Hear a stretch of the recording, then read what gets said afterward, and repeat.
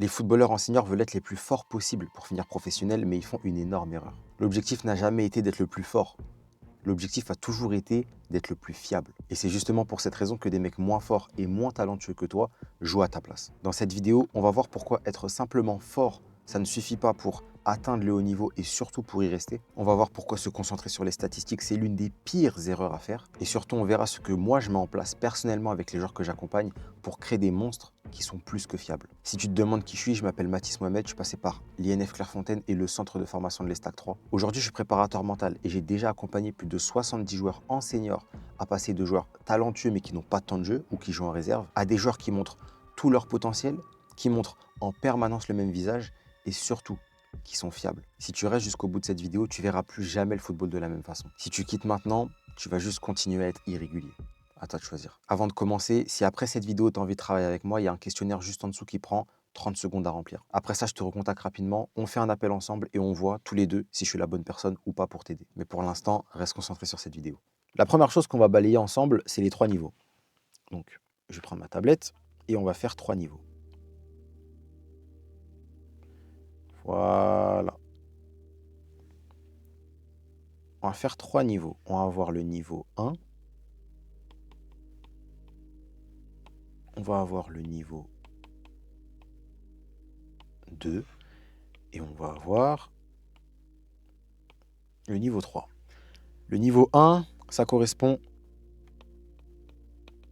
à la performance. On va mettre une petite couleur, on va rendre le truc sympa. Voilà. Niveau 1, la performance.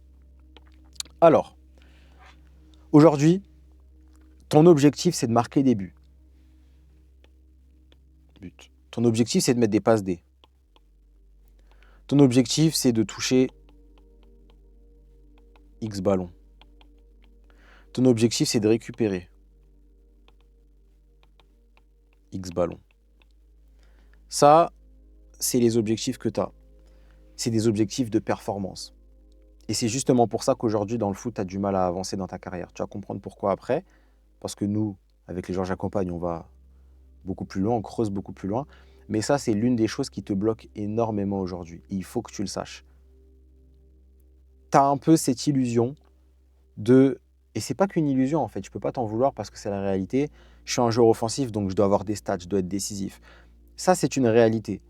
Mais tu es dans cette illusion que c'est en te concentrant sur ces objectifs-là que tu as des chances, que tu as plus de chances d'être décisif, ce qui n'est absolument pas le cas. Un joueur qui est obnubilé par le but n'augmente pas ses chances de marquer un but, bien au contraire. Peut-être que là, tu doutes de ce que je te dis, mais écoute bien. De toute façon, je ne l'ai pas précisé aussi, hein, mais reste jusqu'au bout de cette vidéo, sinon ça ne sert à rien. Il y a beaucoup de choses que je vais développer. Au début, ça paraît pas logique, puis après, un peu plus, puis à la fin, on dit « Ah ouais, putain, tout, tout allait ensemble, en fait. Il fallait vraiment rester jusqu'au bout. » Donc, reste jusqu'au bout de cette vidéo. Elle sera sûrement moins longue que la vidéo sur le détachement, mais elle est tout aussi importante. Donc ça, c'est le niveau en performance. Donc tes objectifs avant un match, c'est d'être décisif, c'est de toucher beaucoup de ballons, c'est d'en récupérer beaucoup.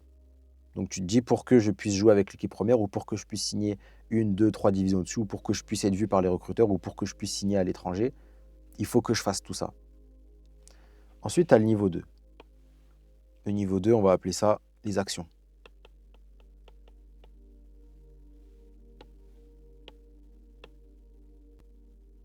Le niveau 2, il est déjà plus intéressant. Le niveau 2, il répond à la question, qu'est-ce que je dois faire pour marquer un but, pour mettre une passe D, pour toucher X ballons et pour récupérer X ballons. Donc, pour marquer un but, tirer, généralement, c'est des verbes, généralement. Tirer, passer, toucher X ballons, décrocher, décrocher, désolé, j'écris pas très bien, récupérer X ballons, peut-être l'agressivité, on va peut-être amener aussi de la communication. Tout ça, c'est des actions que toi, tu vas mettre en place pour que derrière, tu puisses marquer un but, mettre une passe D, toucher des ballons. Autrement dit, si tu ne tires pas au but, tu ne peux pas marquer. Dans des cas extrêmes, oui, mais 99% du temps, si tu ne tires pas, tu ne marques pas. Si tu ne fais pas de passe, tu ne peux pas mettre de passe D. J'aurais pu rajouter PDI, prise d'information. Si tu ne décroches pas, tu ne peux pas toucher de ballon, c'est compliqué. Surtout si tu veux en toucher X, si tu veux en toucher 80 par match, si tu ne décroches pas, ça va être compliqué, bon courage. Si tu veux récupérer des ballons, ça va être dur sans agressivité, sans communication. Si tu veux mettre une passe D, la prise d'information, elle est importante. Tout ça, c'est des actions, c'est des choses que tu dois faire. Les joueurs qui vont un peu plus loin, qui creusent, ils s'arrêtent au niveau 2. C'est pas si mal, hein. C'est loin de ton plein potentiel, mais c'est pas si mal. Donc ils se disent pas, aujourd'hui, il faut que je marque un but, aujourd'hui, il faut que je mette une passe D, aujourd'hui, il faut que je touche X ballons. Ils se disent, aujourd'hui, il faut que je tente ma chance, beaucoup plus. Aujourd'hui, il faut que je décroche. Aujourd'hui, il faut que je sois agressif dans les duels. Et ensuite, tu as le niveau 3, celui sur lequel je travaille avec les joueurs que j'accompagne, qui correspond aux intentions. Et c'est sur ça qu'on va s'attarder aujourd'hui. Les intentions, c'est des phrases courtes, simples, qui vont à l'essentiel, que tu vas incarner pleinement, parce que sinon ce ne sont que des mots. D'ailleurs, tirer, c'est un mot. Tenter sa chance en match, vraiment, de façon physique, c'est différent. Les intentions, c'est la même chose. Il y a le fait de les écrire et il y a le fait de les incarner. Je vais te montrer juste après comment on fait pour les incarner. Mais si je prends un cas, on va prendre un cas comme ça, par exemple, toucher X ballon. Pour toucher X ballon, on va beaucoup décrocher et communiquer pour la demander, par exemple. Si toi, ce que tu veux, c'est ça, il y a une intention qu'un joueur comme Vitinha, qu'un joueur comme Iniesta, qu'un joueur comme Xavi, qu'un joueur comme Busquets avait de façon consciente ou inconsciente, c'est, on va mettre en noir pour que ce soit bien visible, le jeu doit passer par moi. Autrement dit, si tu arrives sur le terrain avec l'objectif je dois toucher X ballon, tu as juste un objectif lointain. Ça ne va pas changer forcément tes actions. Tu vas peut-être un petit peu plus décrocher. Si tu arrives en disant faut que je décroche plus, tout le match tu vas décrocher, que tu touches X ballon ou pas. C'est déjà plus intéressant. Si tu as l'intention le jeu doit passer par moi, tu vas faire toutes les actions en ton pouvoir pour que le jeu passe par toi. Si tu incarnes réellement cette intention-là, tu vas décrocher, tu vas communiquer. Toutes les actions, on n'aura même plus besoin d'en parler. Et les ballons, tu vas les toucher. Est-ce que tu penses que Vitinha, avant de commencer un match, il se dit il faut que je touche 120 ballons aujourd'hui? Non. Il se dit le jeu il doit passer par moi au milieu de terrain. Et c'est pour ça qu'il touche ces 120 ballons. Parce que le jeu doit passer par lui. Le jour où le jeu ne doit plus passer par lui, pense peut-être quand il y avait Messi, quand il y avait Neymar, quand l'intention était beaucoup moins présente, le jeu passait moins par lui. Il y avait une autre notion qu'on abordera beaucoup plus tard qui est reliée au détachement, mais il y a surtout le travail sur les intentions. Le truc, c'est que toi aujourd'hui, soit tu es sur le niveau 1, soit tu es sur le niveau 2, soit tu es sur le niveau 1 sans savoir exactement ce qui doit être noté en dessous. On va le refaire en bas, ce travail-là. Là. Je vais les réécrire pour que ce soit plus simple. Ici, tu vas avoir donc la performance. Tu vas avoir les actions. Et tu vas avoir les intentions.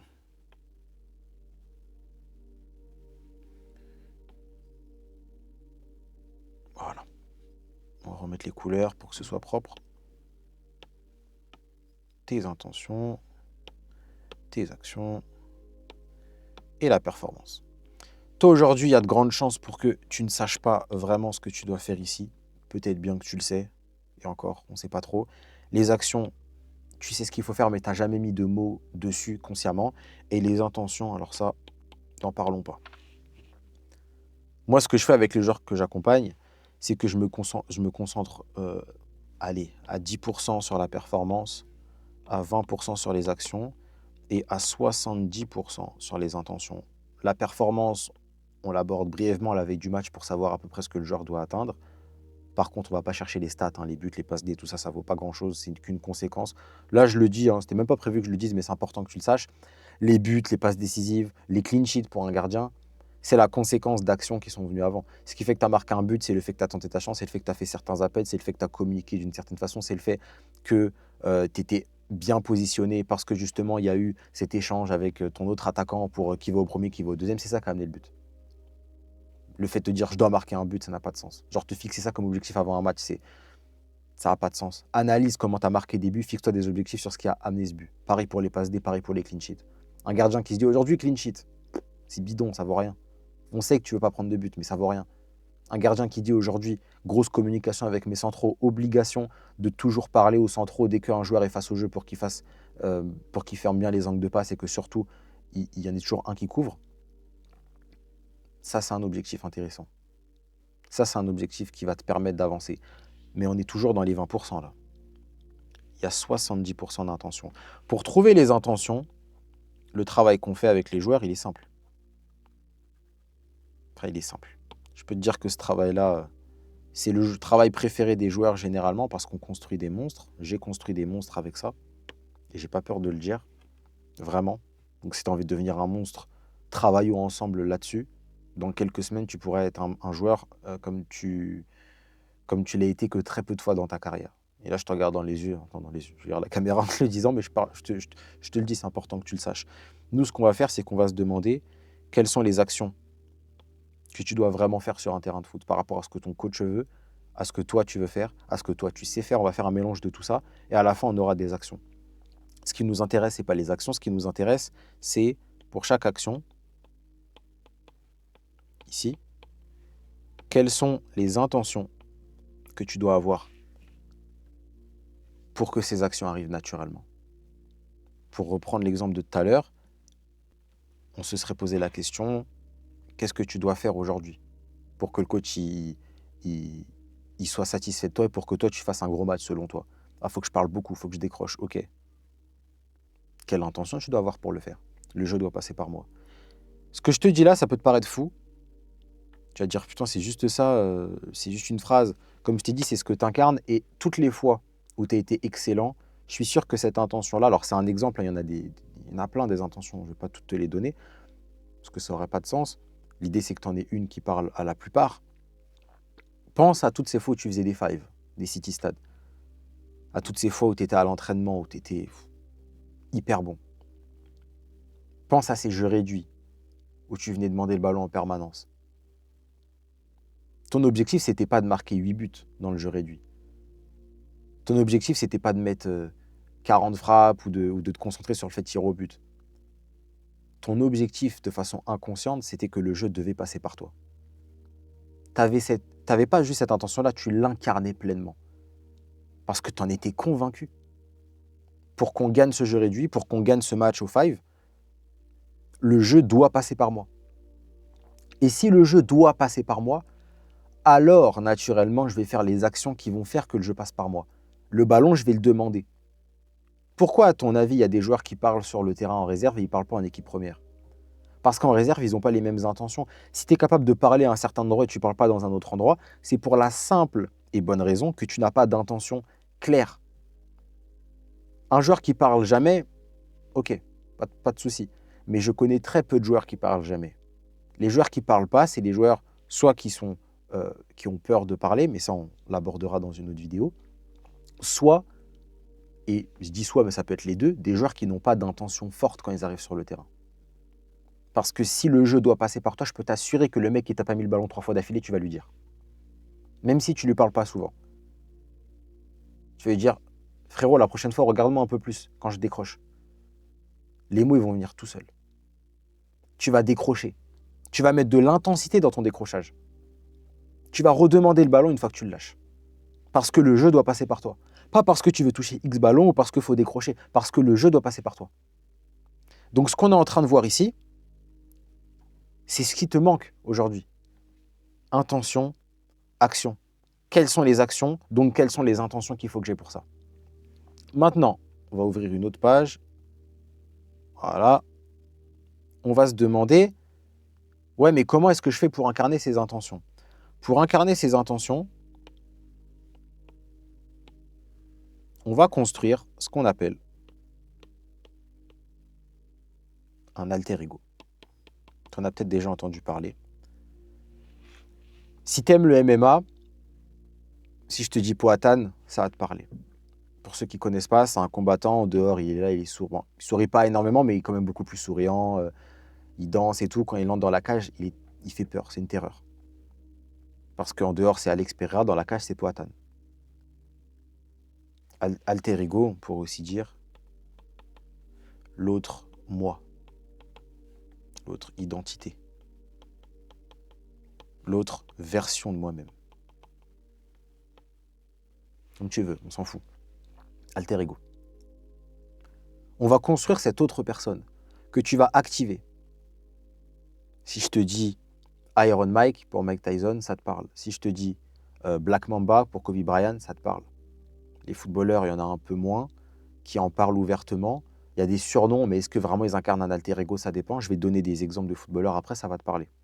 Je ne sais pas s'ils ont un alter ego ou pas, mais tu vas voir à quel point ça peut être puissant. On va construire ensemble un alter ego. Ton alter ego, il va représenter tout ça.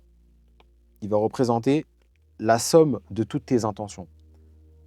On ne va pas prendre 1 million d'actions qui vont amener 1 million d'intentions. On va en prendre 3, 4. On va prendre les plus importantes. Ton alter ego il sera amené à évoluer selon le club dans lequel tu vas jouer. On va prendre des intentions et c'est ton alter ego qui va les avoir. C'est-à-dire que tu ne vas pas arriver sur le terrain, ouais, il faut que je décroche, ouais, j'ai un alter ego. Non, tu vas arriver sur le terrain avec un alter ego qui a des intentions très claires. Pour que tu comprennes un petit peu comment on va faire ça, je vais te montrer ce que c'est vraiment un alter ego. On va diviser ta vie, alors on va dire, en 5 parties. On va mettre ta famille, on va mettre tes amis, on va mettre l'école par exemple, on va mettre le travail et on va mettre le foot. École, travail, on peut les mettre ensemble. Soit tu es en alternance ou encore en cours en parallèle, soit tu travailles directement, peu importe. Pour moi, ça, les deux, on les met sur la même ligne. Ça, c'est ce qu'on pourrait appeler ta vie. Et ça, c'est ce qu'on pourrait appeler une sphère de vie. Le truc, c'est que, on va prendre des couleurs, dans ta vie, non, pas ça, on va mettre le surligneur. Voilà, en vert. Avec ta famille, avec tes amis, à l'école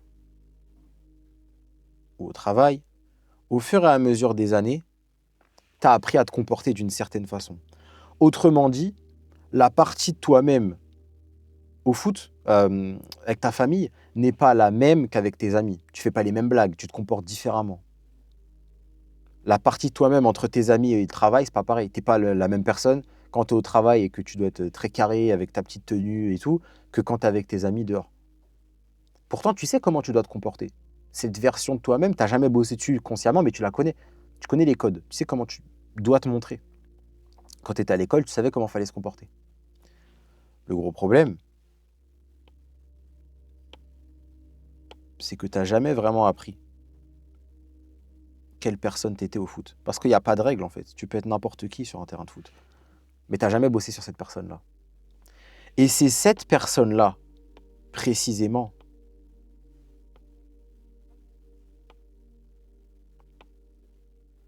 qui correspond, on va mettre ça comme ça, c'est cette personne-là qu'on appelle alter ego. L'alter ego, c'est pas forcément lié au foot. Par exemple, tu as des militaires qui créent un alter ego par rapport à leur famille. C'est-à-dire qu'eux, ils savent exactement qui ils incarnent au quotidien quand ils sont au travail. Ils n'ont pas besoin de créer un alter ego sur ça. En fait, ils l'ont créé inconsciemment. Ils savent exactement quelle version d'eux-mêmes ils vont montrer au travail, à l'armée par exemple. Mais quand ils rentrent chez eux, ils ont envie d'avoir un visage plus cool, d'être plus gentil, d'être plus souriant. Donc ils vont créer un alter ego avec leur famille. Ils vont créer une autre version d'eux-mêmes à qui ils vont donner un nom, une identité, une personnalité, une histoire. Tout ça, c'est ce que moi je fais avec les joueurs que j'accompagne. Pour que la version au foot ne soit plus rouge, mais rapidement devienne jaune et rapidement devienne verte. Bon, là je superpose les couleurs, mais tu as compris. Pour qu'ils sachent exactement qui ils sont. Ce qui fait qu'aujourd'hui, tu n'es pas régulier, c'est que tu te concentres déjà beaucoup trop sur la performance, ce qui est une énorme erreur. Donc ça, c'est la première chose. Et l'autre chose qui fait que tu n'es pas régulier, c'est que tu ne connais pas tes intentions, donc que tu ne connais pas ton alter ego. Si aujourd'hui, je te parle de Rudiger, peu importe qu'il soit bon, pas bon, tu vois Rudiger, tu vois un défenseur rugueux qui va au duel, qui fait mal, qui a envie vraiment de faire mal à l'adversaire. Il y a faire mal dans le sens je gagne mes duels et il y a faire mal quitte à tacler. Lui, c'est les deux. Toute sa carrière, on a vu le même joueur. Toute sa carrière, il a incarné la même version. Messi, pareil. Ronaldo, pareil. Je peux te donner quoi d'autre? Vinicius Junior, pareil. On a toujours vu un joueur qui va provoquer, qui va provoquer alors à la fois l'adversaire, à la fois les pas les coéquipiers, mais les supporters, par exemple. C'est un joueur qui provoque. C'est la version de lui-même qu'il a envie de montrer sur un terrain. Est-ce qu'il est pareil chez lui? Non, probablement pas. Est-ce que Rudiger, il est aussi méchant chez lui? Non, probablement pas. Mais sur un terrain de foot, il sait exactement ce qu'il incarne. Et il l'incarne à chacun de ses matchs. Donc moi, ce que je fais avec les joueurs que j'accompagne, on va ouvrir une autre page encore. Ce que je fais, moi, avec les joueurs que j'accompagne, c'est qu'on va tout simplement construire cet alter ego. Avant de le construire, il faut trouver qui il est. Et une fois qu'on l'a construit, il faut l'utiliser. Autrement dit, il faut l'activer à chacun de ses matchs. Et ça, c'est les 3 étapes par lesquelles je passe. Trouver l'alter ego. Qui est-il? Donc, c'est quoi? Pourquoi il est là? Pourquoi il va aller loin dans le football? Comment est-ce qu'il a envie qu'on le voit? C'est quoi ses intentions, etc. Le construire. C'est quoi son histoire? Comment est-ce qu'on l'active? Et l'utiliser. Ça, c'est la partie terrain. Comment est-ce que je crée un lien avec lui? Qui fait que quand j'arrive sur un terrain de football, je sais exactement ce que j'incarne. Ça, c'est ce que je vois avec le joueur que j'accompagne. Les joueurs qui créent leur alter ego, à la fin de cette vidéo, je te mettrai des extraits de joueurs avec qui j'ai travaillé, qui m'ont fait des retours sur l'alter ego. Tu verras, ils deviennent des monstres sur le terrain. Quand moi, je demande à un joueur à la fin d'un match, est-ce qu'il a été performant, je lui demande de mettre une note sur 10. Toi, aujourd'hui, quand tu mets une note sur 10, cette note-là, peu importe ce que tu mets ici, elle correspond à ta performance. Un peu comme si tu allais sur Flash Score ou sur je sais pas quel autre truc et que tu regardais. C'est comme ça que tu te notes aujourd'hui. Et c'est comme ça que tu regardes les footballeurs de plus haut niveau. Moi, comme je le dis toujours à mes joueurs, je n'ai strictement rien à faire de la note qu'ils vont se mettre sur leur performance. Bien évidemment, je préfère qu'ils soient bons, tu t'en doutes. Je dis pas j'en ai rien à faire dans le sens ils sont nuls, c'est pas mon problème. Non, j'espère qu'ils vont être bons. Mais c'est pas cette note-là qui m'intéresse pour aller plus loin dans le foot. Ce qui m'intéresse, c'est ce que j'appelle la fidélité à l'alter ego. Autrement dit, sur 10, à combien on a vu un joueur qui incarnait son alter ego? À combien tu as suivi ces intentions-là? Que tu aies fait une bonne performance ou pas? Et ce qui est drôle, très souvent, c'est que la fidélité à l'alter ego, très souvent, est égale à la note que les joueurs se mettent au niveau de la performance. Je ne leur demande pas de se mettre une note, ils la mettent s'ils veulent, mais quand ils analysent leur fiche de match que je leur demande de faire match après match, ils se rendent compte que plus la note de fidélité à l'alter ego est importante, plus la performance finale est satisfaisante. Pourquoi? Parce que si on remonte et qu'on analyse, les intentions amènent naturellement les actions qui amènent naturellement la performance. C'est parce que Vitinha a l'intention claire quand il arrive sur le terrain que le jeu doit passer par lui qu'il décroche. C'est parce qu'il décroche qu'il touche autant de ballons. Donc, ça signifie que les joueurs qui mettent leur focus sur leurs intentions agissent d'une façon différente et performent derrière d'une façon différente. C'est ce qui fait la différence entre les joueurs que j'accompagne et les joueurs que j'accompagne pas. C'est une étape par laquelle on va passer. Ce que je t'ai présenté là, c'est plus court que l'autre vidéo et c'est normal. J'ai pas forcément tout balayé. Il y a un dernier point que je vais balayer, puis après je t'expliquerai ma méthode de façon plus globale. On va encore ouvrir une autre page. Mais aujourd'hui, il y a une chose que les joueurs ont du mal à faire sur un terrain de football, c'est ce qu'on appelle switcher. On te l'a sûrement déjà dit. On t'en a sûrement déjà parlé. Switcher, cette action de passer d'une situation A à une situation B. Toi, tu as envie d'être dans la situation B. D'un coup, tu viens sur la situation A. Et là, grâce au switch, comment tu fais pour revenir à la situation B? Ça ressemble un petit peu à ça, le fait de switcher. Et pour ça, ici, là, le truc qui va permettre le switch, ça peut être un geste, peu importe, etc. Le problème, c'est pas le geste, contrairement à ce que beaucoup de joueurs pensent. Alors, si tu sais pas ce que c'est, en gros, c'est un geste ou un mot, on appelle ça un ancrage, que tu vas faire et qui va te reconnecter à quelque chose. Le souci, c'est que pour beaucoup de personnes, le problème, ouais, mais mon geste, ouais, mais si, le problème, il n'est jamais lié au geste. Et je dirais même que le problème, c'est même pas l'ancrage. Le problème, il est lié au point B. C'est-à-dire qu'aujourd'hui, on te propose de faire des switches et tout pour ceux qui ont déjà été accompagnés, qui ont déjà bossé sur ça. Si tu n'as jamais bossé dessus, bah écoute, quand même, ça va t'intéresser, j'espère, mais en tout cas, ça va t'apprendre des choses. À chaque fois que tu fais un switch, c'est parce que tu veux passer d'un point A qui peut être, on va mettre une couleur jaune, dans le sens, ça peut être plein d'événements différents, ça peut être ce qu'on appelle des distractions.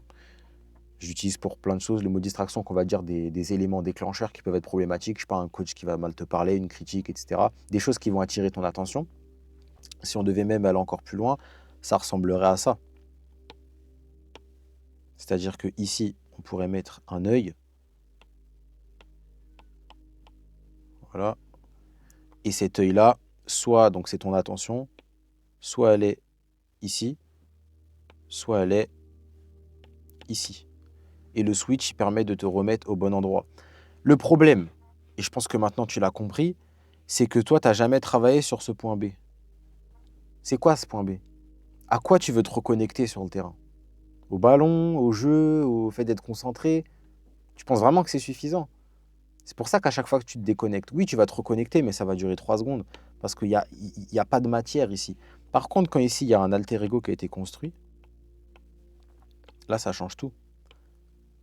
C'est pour ça que les joueurs que j'accompagne, ils ont aussi cette capacité à switcher beaucoup plus rapidement.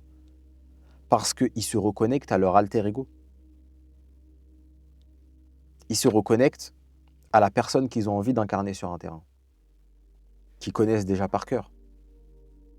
En plus du travail qu'on fait sur le détachement, je t'en parlerai juste après, ils savent exactement à quoi ils se reconnectent. Et c'est pour ça aussi que tous ces moments où tu vas un peu te déconcentrer et où tu as du mal à te remettre dedans, c'est parce que toi, au moment où on parle, tu n'as pas créé encore ton alter ego. Donc, tu es irrégulier, donc tu n'es pas fiable. Si tu n'es pas fiable, tu ne peux pas enchaîner les matchs. Si tu n'enchaînes pas les matchs, tu ne peux pas jouer au plus haut niveau. Le calcul, il est assez simple à faire. J'ai même pas trop abordé ce point-là aujourd'hui parce que pour moi, c'est d'une logique pas possible. Mais il faut que tu le saches. Si aujourd'hui, tu n'es pas fiable aux yeux du coach, tu ne pourras pas jouer dessus. Parce que c'est ce que les coachs recherchent. Ce que les coachs veulent, si on devait faire on va faire 2 courbes. Voilà, on va te faire un truc. Alors là, j'improvise totalement. Voilà. Ça, on va dire ici que c'est tes performances. La note sur 10. On va dire que ça, c'est 10 sur 10. Et ça, c'est 0. Ça, c'est 5. Et ça, c'est le temps. Et bah, tu vas avoir plusieurs courbes. Tu vas avoir cette courbe-là. On va la mettre en rouge.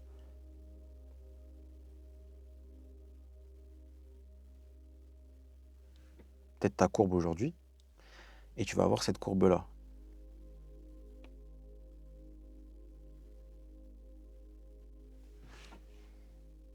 Cette courbe-là, quand on analyse cette courbe, il y a 2 choses qu'on peut noter.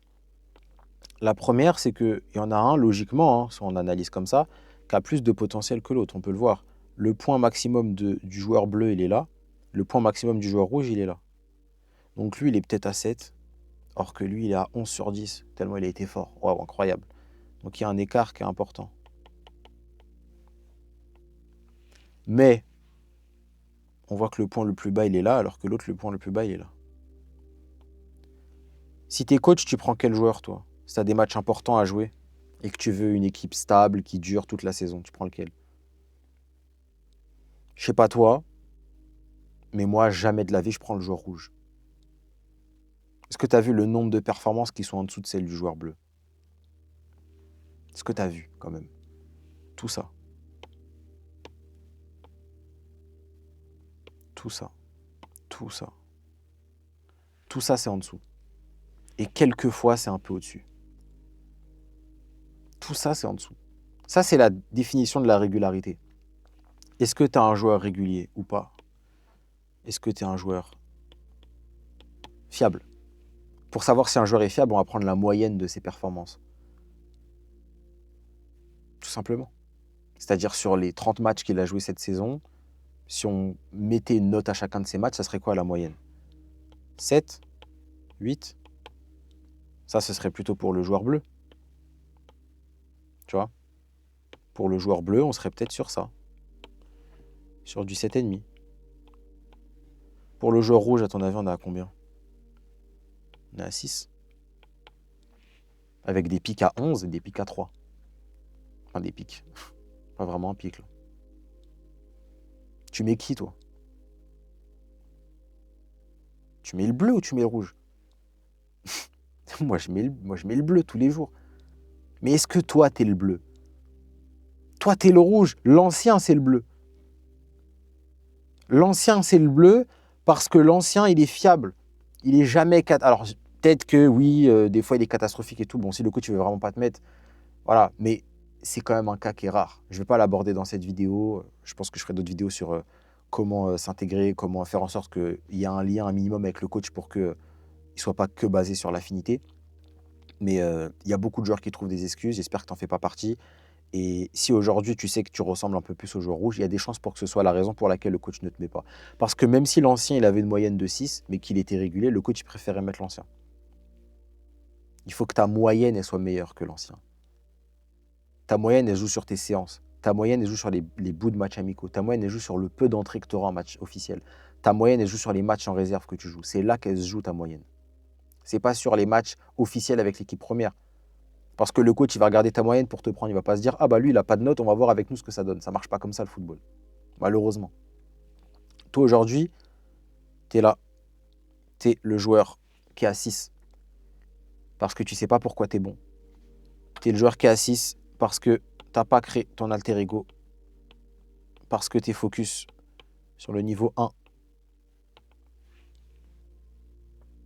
Cette vidéo-là, elle est importante. C'est important que tu comprennes ça. Maintenant, ce que je vais t'expliquer dans la page juste après, c'est ce qu'on pourrait appeler ma formule pour performer.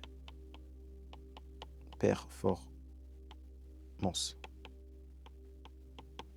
Ma définition de la performance, elle est simple. C'est détachement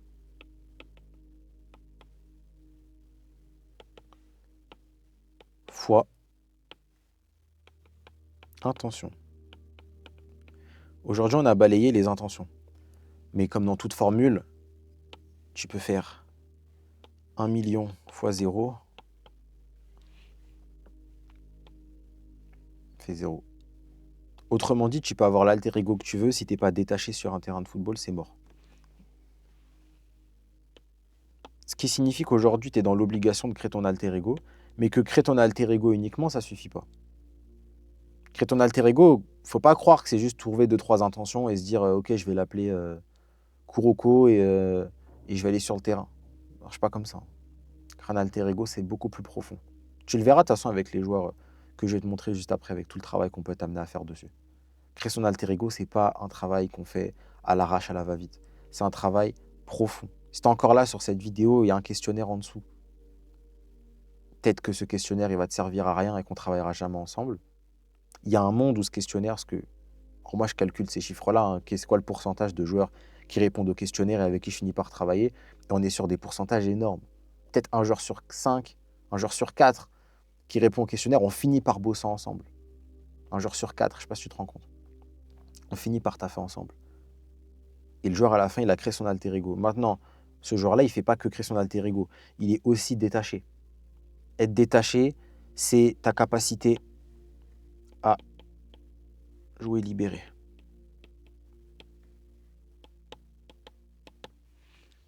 Je mets 3 points d'exclamation parce que je sais que c'est ce qui te freine le plus aujourd'hui. Créer un alter ego, c'est obligatoire. Mais avant même de créer un alter ego, ce que je fais avec les joueurs, c'est les aider à être détachés sur un terrain de foot. Et si aujourd'hui, malheureusement, tu n'es pas détaché, ça va être très compliqué pour toi de mettre en place ce que tu veux. Pense à toutes ces fois où tu as été très très bon. Tout à l'heure, je t'ai donné l'exemple des fives, de tout ça. Pense à toutes ces fois où sur le terrain, tu as été, mais waouh.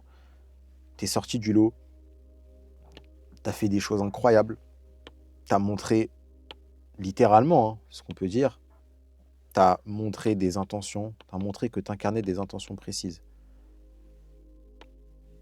Entre toi et tes intentions, à ce moment-là, il n'y avait rien. Vous faisiez qu'un. Limite, la flèche, elle ne devrait même pas exister, ça devrait être collé. Le problème, c'est qu'à partir du moment où tu ressens de la pression, il n'y a plus aucun lien entre toi et ton alter ego. L'alter ego, il est très très loin. Il y a une autre partie de toi-même qui ressort, ce que j'appelle l'ennemi. Et cet ennemi, on le brise dans le détachement. Dans la partie sur le détachement. Tout simplement. J'espère que ce que je t'ai expliqué là, c'est clair pour toi. J'avais envie de te parler de tout ça, de te dire que s'il n'y a pas de détachement, malheureusement, il n'y a pas d'intentions qui sont nécessaires. Et je vais te laisser sur des témoignages de joueurs. Ce n'est pas des témoignages, comme je disais dans l'autre vidéo, qui sont très Matisse, le très grand Matisse m'a aidé. Non, non, c'est juste des joueurs qui vont te dire, parce qu'ils me parlent à moi en fait. Ils s'adressent à moi directement et ils m'expliquent comment le fait de travailler sur leur alter ego, ça les a aidés. Donc ils me font des retours après des matchs, après des séances, des vocaux, des extraits de séances d'appel. Les joueurs m'en parlent. Donc, si tu as envie d'en savoir plus, reste jusqu'à la fin. Si tu as envie de rejoindre l'accompagnement que j'ai mis, maintenant ça fait des années que je l'ai créé et je suis extrêmement fier de cet accompagnement, Elite Mentality. Tu as juste à remplir le questionnaire. Et je verrai si je suis la bonne personne pour t'accompagner. J'en sais rien. On le saura jamais tant que tu l'auras pas rempli. J'ai juste envie de dire une dernière chose avant de te laisser sur les retours des autres joueurs. Cet accompagnement que j'ai construit, j'en suis vraiment fier. Peut-être que si tu m'écoutes, tu es plus vieux que moi ou tu as mon âge ou peu importe, donc on va se parler très franchement. C'est ce que j'ai envie de faire de ma vie. J'ai tout donné pour ça. J'ai arrêté l'école, j'ai quitté une relation, j'ai arrêté le foot. Toutes les choses qui me mettaient des bâtons dans les roues à un certain moment de ma vie, je les ai arrêtées. Rends-toi compte, j'ai arrêté l'école. J'ai arrêté, bon ça c'est un peu plus personnel, mais relation. J'ai arrêté le foot. J'ai arrêté les trois en même temps. C'est ça qui faisait ma vie. Je me décrivais comme ça. J'ai tout arrêté pour ce programme, pour cet accompagnement. Ce que j'ai mis dedans, je peux te l'assurer. Et en plus, tous les 3-4 mois, je retourne certaines vidéos pour les améliorer. Je passe du temps avec les joueurs. Tout ça, on pourra en parler quand on sera en appel. Cet accompagnement-là, il n'y a personne qui le fait sur le marché français, je dirais même au monde. Je sais ce que font les autres. Soit ils font du one-one, en individuel, etc., avec des footballeurs professionnels. Soit ils vont te proposer un suivi où il n'y a pas d'échange. Soit, surtout, ça va être pour les amateurs, pour les très jeunes joueurs, avec les parents qui sont dedans. Je ne m'adresse pas aux jeunes. On est des jeunes, hein, mais je ne m'adresse pas aux jeunes qui ont 15 ans, 16 ans. Il y en a quelques-uns que j'aime, mais ce n'est pas à eux que je m'adresse en particulier. Là, dans cet accompagnement, je m'adresse aux joueurs comme toi, les joueurs qui ont 18, 19, 20, 25 ans, qui sont un senior, qui galèrent. Il n'y a pas de suivi pour vous. Pourtant, vous avez le potentiel pour jouer plus haut. J'ai créé ce programme pour ça. Donc, je vais te laisser sur les extraits de joueurs qui ont été accompagnés. Et si tu as envie de pourquoi pas t'intéresser à ce programme et de te faire accompagner par moi-même, tu sais ce qu'il te reste à faire. Mais franchement, déjà, l'entraînement, ça va plus que bien. Parce que, déjà, tu sais, le fait d'avoir, déjà, trouvé mon alter ego, Mhm. avoir, tu vois, on va dire, mon histoire qui renforce mon alter ego, tu vois, sur le terrain, en fait, je me sens trop bien. Et même, je me sens trop fort, genre. Parce que la première séance que j'ai fait, tu sais, après notre appel, c'était le mardi, du coup, que j'avais entraînement. Je suis arrivé à l'entraînement, je te jure, j'étais trop au-dessus, genre. Vraiment, genre, dans tout ce que je faisais, même les autres, tu vois, mes coéquipiers me le disaient et tout. Aujourd'hui, cousin, t'es bouillant avec ça. En fait, si tu arrives à le faire comme ça à l'entraînement, après tu arrives en match, ça te met trop en confiance en fait. Quand je suis rentré là samedi, je pense que c'est le match où même si j'ai peu joué, c'est le match où j'étais le plus en confiance. Genre vraiment, je demandais tout le temps la balle, j'étais tout le temps en train de me projeter, j'étais là vraiment, vas-y, on perd 2-0, je suis rentré, on va remonter là les gars. Là les gars, je suis rentré, on va remonter, tu vois. Parce que je suis rentré. Et c'est vraiment grâce à ce truc-là que je me force à y aller que j'ai réussi à faire ça. Ça se passe bien, hein. Donc, ça se passe bien. C'est surtout au niveau en fait des intentions. Dans le sens mon comportement, j'aime bien ce qui se passe actuellement. Parce que bah, par exemple hier, même avant-hier, et surtout hier, peut-être à certains moments, j'ai pas marqué, j'ai pas fait ce que j'avais à faire peut-être pour être décisif quoi. Mais en fait l'intention, le comportement que j'avais, j'étais content de comment je me comportais. Peut-être à certains moments, comme je t'ai dit, j'ai raté certaines choses. Mais juste après, en fait, à chaque fois, je me remettais, j'étais déjà dedans. À chaque fois, je faisais la différence. J'étais déjà dans faire mal à l'adversaire. J'incarnais vraiment la chose que je voulais. Et voilà, après, il faut que je continue quand même à peaufiner ça. Mais ouais, je vois déjà, j'ai vu une différence. Et là, ce week-end, là, enfin, hier, on a eu le match. Et j'ai senti vraiment la différence par rapport à avant. Par rapport à quoi exactement? En gros, moi, c'était plus sur le fait de se projeter. Hmm. Donc, quand je récupère le ballon ou quand il y a des espaces. Mhm. Et là, ce week-end, quand j'ai eu l'opportunité, je l'ai fait. Et bah, j'ai failli faire une passe D, mais le mec, il a raté hein, face à face. Et même pendant l'action, je- c'est comme si je me le suis. Enfin, dans ma tête, il y a un petit déclic. Je me suis dit, ah ouais, en fait, là, je suis vraiment en train d'évoluer, tu vois. Hmm. Du coup, voilà. La manière dont j'ai réussi à gérer ça, c'est que je m'étais pas fixé sur les performances. Je m'étais vraiment fixé sur mes intentions du début à la fin. Mhm. Et c'est vraiment ça qui a fait la différence, on va dire. Parce qu'en fait, quand tu regardes vraiment, tu t'obstines sur la performance, tu vois plus tes intentions. Les distractions, elles viennent et elles te brouillent tes intentions. Ça veut dire que tu perds un peu tes intentions de vue parce que tu commences à t'énerver. On va dire, que tu perds un peu ton sang-froid et tu vois plus vraiment où tu vas. Que là, vraiment, le fait d'être fixé sur les intentions et pas sur les performances, c'est vraiment, ça a changé la donne, vraiment.